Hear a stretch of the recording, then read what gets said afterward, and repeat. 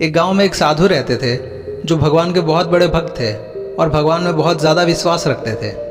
एक बार वो साधु एक पेड़ के नीचे बैठकर भगवान के ध्यान में खोए हुए थे। तभी अचानक बाढ़ आई और पानी चारों तरफ से बढ़ने लगा। गांव में भगदौड़ मच गई। सारे गांव वाले अपना घर छोड़कर पहाड़ की ओर जाने लगे।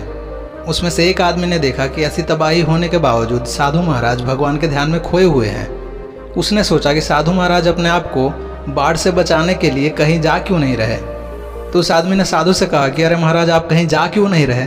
पानी बहुत तेज़ी से बढ़ रहा है। अगर आप यहाँ से नहीं हटे तो आप डूब जाएंगे। आप मेरे साथ चलिए, हम सब गांव वाले बाढ़ से बचने के लिए पहाड़ की ओर जा रहे हैं। साधु बोले कि हमें क्या होगा, हम तो भगवान के बहुत बड़े भक्त हैं। हम उनकी इतनी तपस्या और ध्यान करते हैं, हमें तो भगवान ही बचाएंगे इस मुसीबत से।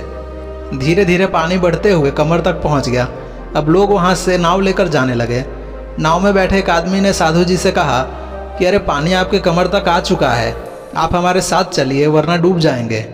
तो साधु जी ने कहा कि नहीं नहीं, मुझे तो भगवान ही बचाएंगे। और वो आखिरी नाव भी वहाँ से चली गई। कुछ देर बाद पानी इतना ज़्यादा बढ़ गया कि साधु जी के सर तक पहुँच गया। अब लोगों को बचाने के लिए हेलीकॉप्टर आने लगे। एक हेलीकॉप्टर साधु महाराज के पास आया जो आखिरी हेलीकॉप्टर था। हेलीकॉप्टर में से साधु के पास एक रस्सी फेंकी गई और कहा कि इसे पकड़ के आप ऊपर आ जाइए, नहीं तो आप डूब जाएंगे। ये आखिरी हेलीकॉप्टर है, इसके बाद दूसरा कोई साधन नहीं आएगा आपको बचाने के लिए। साधु ने कहा कि ये रस्सी आप ऊपर खींच लो और चले जाओ, मुझे भगवान पर पूरा भरोसा है और वो मुझे ज़रूर बचाएंगे। पानी बहुत ज़्यादा बढ़ गया और साधु जी की डूबने से मृत्यु हो गई। मृत्यु के बाद साधु जब भगवान के पास पहुँचे तो भगवान से कहा कि मैंने तो पूरी ज़िंदगी आपकी तपस्या की, आपका ध्यान किया, मेरा सारा जीवन आपकी आराधना में ही कटा। मैंने आप पर इतना ज़्यादा भरोसा किया, फिर भी आप मुझे बचाने के लिए क्यों नहीं आए और मुझे पानी में ही मरने के लिए छोड़ दिया। साधु की बात सुनकर भगवान बोले कि मूर्ख इंसान, मैं एक नहीं 3 बार आया था तुम्हें बचाने के लिए। वो तीनों बार मैं ही तो था।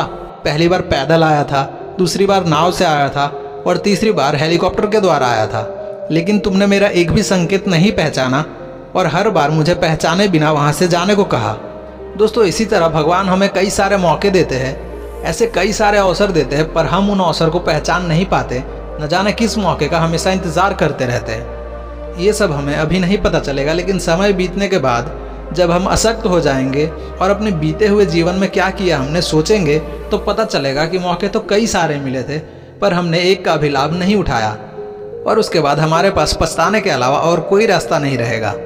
तो दोस्तों, अपने आसपास मिल रहे अवसर को पहचानो और उसका सही समय पर लाभ उठाओ, क्योंकि अवसर का लाभ सिर्फ जीवित प्राणी ही उठा सकते हैं। और आप वीडियो देख रहे हो मतलब आप जीवित हो।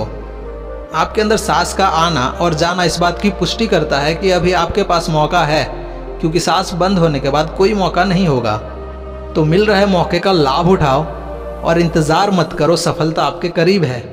दोस्तों, वीडियो थोड़ी सी भी पसंद आई हो तो वीडियो को लाइक और चैनल को सब्सक्राइब ज़रूर करना और बेल नोटिफिकेशन भी ऑन कर लेना, ताकि हमारे आने वाली वीडियोज़ आप तक सबसे पहले पहुँच सके।